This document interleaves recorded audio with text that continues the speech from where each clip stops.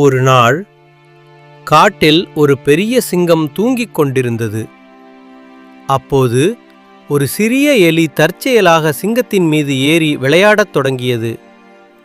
இதனால் சிங்கம் விழித்தெழுந்து கோபமாக எலியை பிடித்து, "நீ எனக்கு இன்று நல்ல மதிய உணவாகப் போகிறாய்" என்று கூறியது. எலி பயந்து, "நான் தெரியாமல் உங்கள் மீது ஏறிவிட்டேன், என்னை மன்னித்து விடுங்கள், நான் ஒரு நாள் உங்களுக்கு உதவுவேன்" என்று கெஞ்சியது.